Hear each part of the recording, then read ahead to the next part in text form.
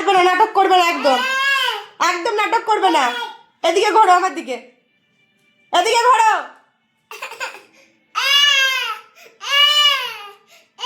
নিজে দোষ করছে আবার কাঁদছে। তুমি কি করলে? এটা কি করলে বলো?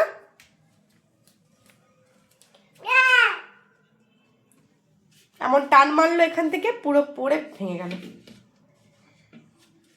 আমি শুধু ওখানে বাসনটা রাখতে গেছি। মিক্সিটার কি অবস্থা জানি না, তা দেখতে হবে এবার। দেখো আবার হাতে নারকেল তুলে নিয়েছে, পায়ের মধ্যে কাপড় জড়িয়ে পড়ুক ওটা। দেখো নারকেল সুদ্ধা টেনেছিস ওখান থেকে, পড়েনি তোর পায়েটায়? হ্যাঁ, তোর কোথাও লাগেনি তো? ভগবান,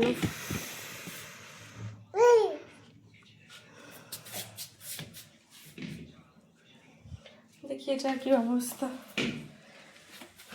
এটাকে পুরো ফাটিয়ে দিয়েছে, পুরো গেল একবারে।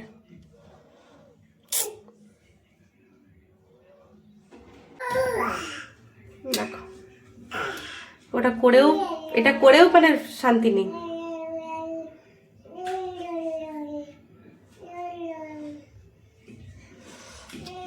দুষ্ট হয়েছে, দেখো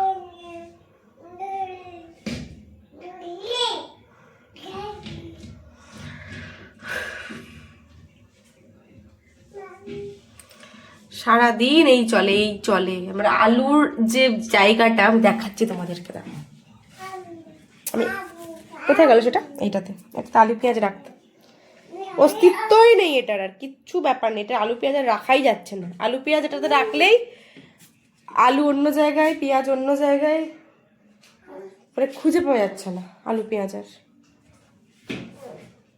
আর নারকেলটা নিয়ে পড়েছে, ওইটা নিয়ে, ওটা নিয়েই করে যাচ্ছে। ওটা নিয়ে, ওটাতে একটা বার পায়েটাই পড়ে না, বুঝবি তখন।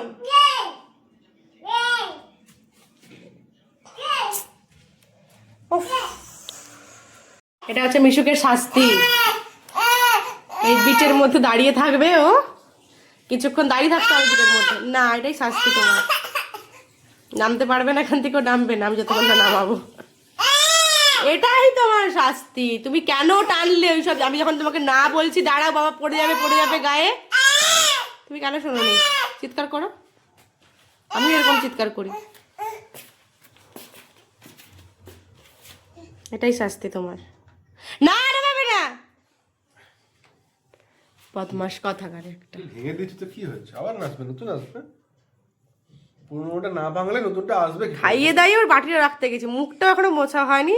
বাটিটা আমি রেখে ওর দিকে তাকিয়েছে, বলছি পড়ে যাবে, আমি হাতটা ধুবো, ফেলে দিয়েছি মুহূর্তের মধ্যে। তো এবার তোমার মা ইন্ডাকশনে জল গরম করবে কি করে? ইন্ডাকশনে রান্না করবে কি করে? বলো। জীব এক ঘুষি একদম।